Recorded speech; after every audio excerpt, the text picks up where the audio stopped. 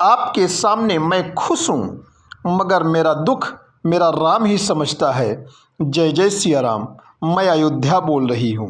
मैं आज आपसे कुछ बात करने आई हूँ, और वह बात करने इसलिए नहीं आई हूँ कि मुझे आपसे सहानुभूति चाहिए, इसलिए भी नहीं आई हूँ कि मुझे आपसे किसी भी रूप में प्रतिष्ठा चाहिए, इसलिए भी नहीं आई हूँ कि मेरा दुख सुन करके आप मुझ पर दया करें। मैं इसलिए भी आपसे ये चर्चा नहीं कर रही हूँ कि आप अपनी राय को मेरे हिसाब से बनाएं। मैं तो सिर्फ इसलिए चर्चा करने आई हूँ, इसलिए बताने आई हूँ कि मेरी जो विशालता है, मेरा जो महात्म्य है, जो मेरा एक ऐतिहासिक पौराणिक संदर्भ है, उसमें निश्चित रूप से आपकी सोच की सामर्थ्य कम पड़ जाएगी, बहुत कम पड़ जाएगी। तो जब आप व्यर्थ कुचेष्टा कर रहे हो, वह कुचेष्टा हमें तकलीफ़ दे रही है। मैं सिर्फ और सिर्फ थोड़ी सी बात करके चाहती हूँ कि आप भी शांत और दत्तचित्त होकर के अपने जीवन के प्रवाह में आगे बढ़ें और काल के प्रवाह को सिर्फ देखते चलें, और संभव हो तो उसमें अपने सकारात्मक योगदान और सकारात्मक भूमिका की तलाश करें। मैं आपसे यह सब बात करने क्यों आई हूँ? क्योंकि ऐसा नहीं है कि मुझे आपसे बात करने की कोई बड़ी ज़रूरत आ पड़ी और अपना पक्ष रखे बिना मेरा काम नहीं चल रहा था। मेरा काम तो सदियों से चलता आया है। यूं ही नहीं मुझे सप्तपुरियों में स्थान मिला, यूं ही नहीं मेरे आंगन में सभी धर्मों के लोग खेले कूदे खाए बड़े बड़े हुए, पले बढ़े, और यहाँ से दुनिया को सामाजिकता का, मानवता का, धर्म का, सदाचार का, संस्कार का, अपनत्व का, भाईचारे का संदेश दिया। आपको पता है कि मैं सनातन धर्म की प्रतिष्ठा के लिए जानी जाती हूँ, क्योंकि मेरे इसी आंगन में इक्ष्वाकु कुल के 64वें राजा के रूप में प्रभु श्री राम ने अवतार लिया। वही राम जो मर्यादा पुरुषोत्तम कहलाए, वही राम जो आनंद कंद कौशल चंद दशरथ नंदन कौशल्या सुत गणिका गिध अजामिल के तारक सबरी के उद्धारक विप्रधेनु सुर संत हित चिंतक और प्राणी मात्र के प्रति स्नेह करने वाले, जिन्होंने कभी किसी को गैर नहीं माना, कभी किसी को पराया नहीं किया और कभी किसी ने उन्हें पराया नहीं समझा।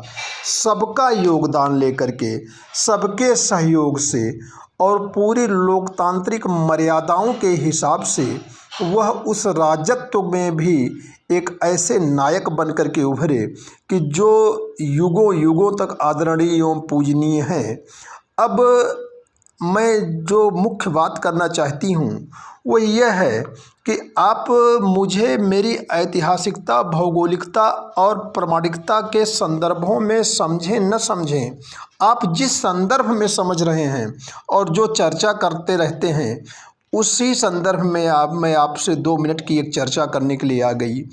आप निश्चित रूप से आजकल आहत हैं, उद्वेलित हैं, और कहीं न कहीं अयोध्या को लेकर के बहुत संकीर्ण सोच से आप चर्चा परिचर्चा कर रहे हैं, और यह निश्चित रूप से पूरी दुनिया में मेरी महत्ता को संकुचित कर रहा है। बस मैं थोड़ा सा आपकी सोच को विस्तार देने आई हूँ। मैं आपसे यह कहने आई हूँ कि राजनीति के अपने संदर्भ होते हैं। राजनीति तो निश्चित रूप से जो भारत की राजनीति है, जिसमें लोकतंत्र में बहुमत की व्यवस्था की गई, वह बहुमत का जो आंकड़ा है, जो बहुमत की सोच है, उसमें कहीं न कहीं धर्म की, नीति की, नैतिकता के सिद्धांतों की उपयोगिता बड़ी सीमित है, और अयोध्या अपनी इन्हीं चीज़ों के लिए जानी जाती है। आज राजनीति प्रतीकों से चलती है। राजनीति के वे प्रतीक समय समय पर बदलते रहते हैं, उसके प्रतिमान बदलते रहते हैं।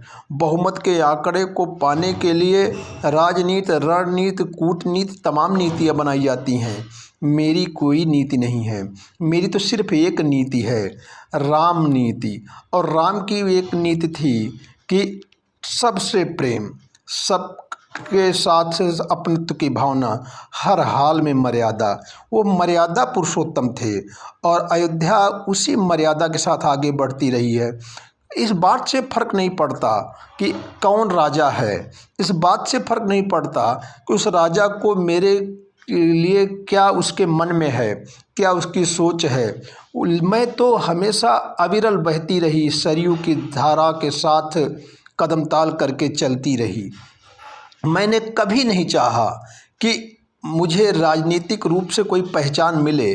हमारे राजा तो राम हैं जो युगों युगों तक रहेंगे। हाँ, हमसे किसी को पहचान चाहिए तो वह निश्चित रूप से, मुझे उसमें क्या आपत्ति हो सकती है। लोगों ने समय समय पर हमसे लाभ लिया है, हमने भी लाभान्वित किया है, क्योंकि मैं वह मोक्षदा नगरी हूँ कि हमारा काम ही लोगों को मोक्ष देना है। तो ऐसे में अब आप जो राजनीतिक संदर्भ तलाश रहे हैं, उन राजनीतिक संदर्भों में आप सिर्फ एक चीज़ जान लें कि हमें राजनीति नहीं आती। हम तो उस मिजाज के हैं कि सिर्फ और सिर्फ हमारे यहाँ सिया राम मैं सब जग जानी, और जब सिया राम में सब जग जानी की बात हो जाती है तो न कोई अपना रह जाता है, न कोई पराया रह जाता है। सब राम में रहते हैं, सब राम के हो जाते हैं। और आप जिस चीज़ की बात कर रहे हैं, आप राजनीति की बात कर रहे हैं, तो राजनीति की बात या विरोध की बात या अन्य बातें जो है वो तो हमेशा से होती आई। अयोध्या कब किसी की हो के रही? सब अयोध्या के रहे। जो भी अयोध्या आया अयोध्या का हो गया। जो यहाँ है उसे अवध की सच्चाई का सामना करना ही पड़ेगा, वो उससे मुख मोड़ के जाएगा भी कहाँ। तो मैं सिर्फ आपसे यह कहना चाहती हूँ कि आप दुखी न हों, आप अयोध्या को लेकर के चिंता न करें। अयोध्या चल रही है, बढ़ रही है आगे अपनी उसी व्यवस्था में। हाँ, भटकाव, बहलाव, बदलाव की कोशिशें तो निरंतर होती रही हैं, लेकिन आप निश्चिंत रहें, अयोध्या न भटकने वाली है न बदलने वाली है। जय जय सिया राम।